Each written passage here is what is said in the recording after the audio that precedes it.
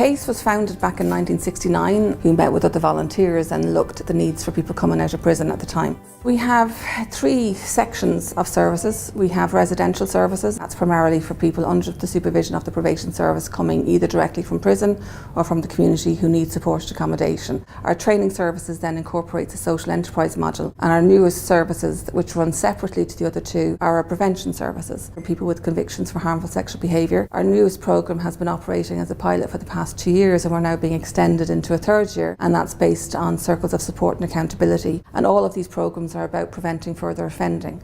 Everybody that we work with has a conviction, so we know they've caused harm. So we have the opportunities to prevent them causing harm again and reducing the numbers of victims. In terms of having probation officers based in each community that supervise clients, I think there's a huge benefit, because it means that people can go back to the communities that they come from if they have an offence where that's okay. It means that they can be seen locally, that the probation service has a face in the community, that they get to be involved with other services, including the likes of us. Because probation officers are coming with that social work training and background, they're able to do the offending behaviour work. They're able to look at the offence, but they're also able to look at the person in the context within which they're living. And I think that's a huge advantage to everybody in society, to have that community face of probation.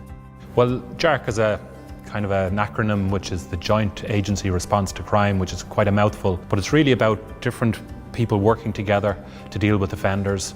So we've got the probation service, police, the Gardaí, the prison service and community services are all working together to deal with some of the most prolific offenders in our community. It makes a real difference in turning people's lives around, and I've seen that make a big difference in our community in Ballymun. For example, a local park near me, for 5 years it was a no-go area because there was so much drug dealing in it. That particular drug dealer has now got a job. He's working on a construction site. The park is teeming with children.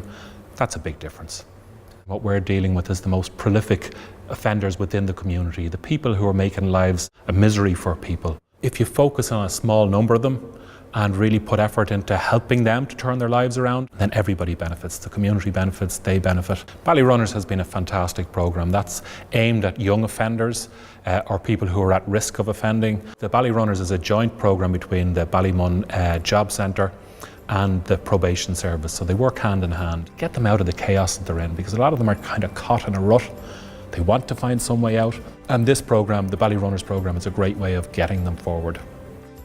Probation works because it works in a collaborative way with community-based organisations such as ourselves. It knows that in order to reduce risk, you have to work in a proactive and protective way with people. And it has a broad-based approach, and I think that works to everybody's interest. And also I think that there's a lot of value in probation's work through the interagency partnerships that they've developed in recent years. Probation works because it works with the community, it works with the offenders, it gives them options. They want to find a path out of the conditions they're in, they want to find a way forward, they lack the skills, and it gives them some kind of a connection and some guidance to bring them to a better place.